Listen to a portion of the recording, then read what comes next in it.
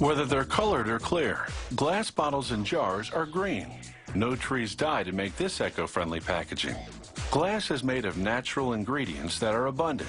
You can recycle glass endlessly, and making it uses less energy than producing metal or plastic.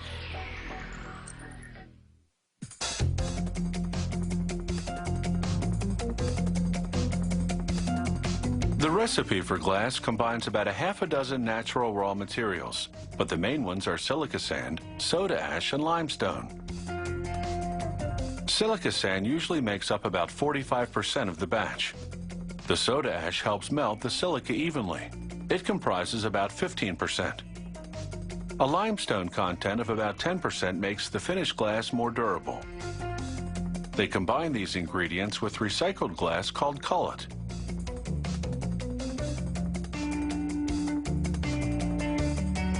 The factory's equipment feeds precise amounts of the materials into a furnace.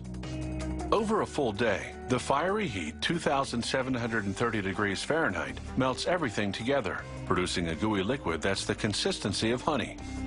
The molten glass pours out of the furnace. Shears cut the flow at precise intervals to produce cylindrical gobs. Each gob is the exact amount required to make one bottle or jar.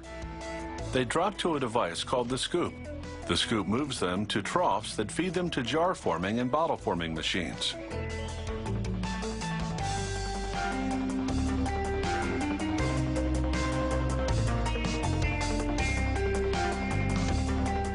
A gob of molten glass goes into a preliminary mold. In a matter of seconds, it comes out as what's called a parison, a miniature version of the final bottle. Each parison then moves into a blow mold, the cavity of which is the shape of the final bottle.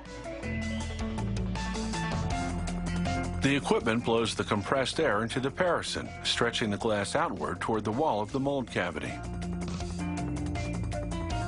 This process creates the final bottle shape and hollows out the inside. These are amber-colored beer bottles. The color is produced by adding small amounts of iron, sulfur, and carbon to the glass mix.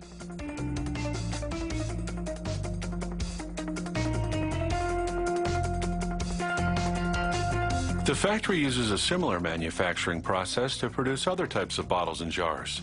In this run, the company is making 375 milliliter wine bottles out of clear glass.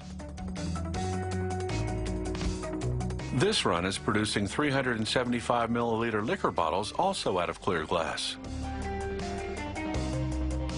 But this mold has a special feature, a recessed insignia on one of the walls, which produces a raised insignia on the front of the bottle.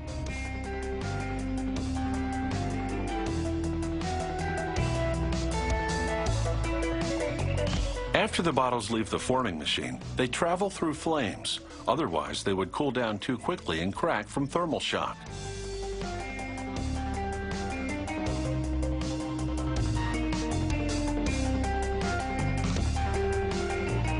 A loader now gently pushes the bottles into what's called an annealing leer. The bottles cool at a controlled rate as they move through the leer. This releases stress from the glass gradually.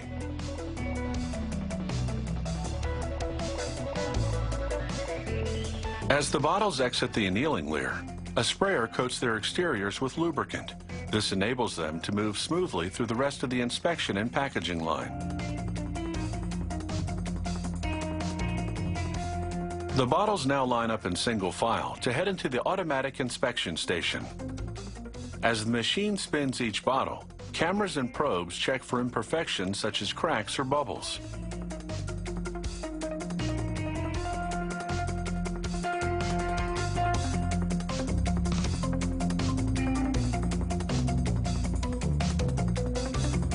The inspection equipment then examines the top to check dimensions and ensure the threads for the screw cap are molded correctly.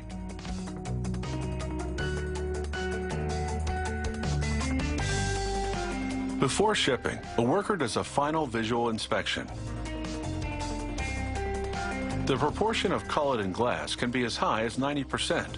Cullet melts at a lower temperature, so for every 10% of cullet in the mix, the factory uses up to 2.5% less energy to produce its glass.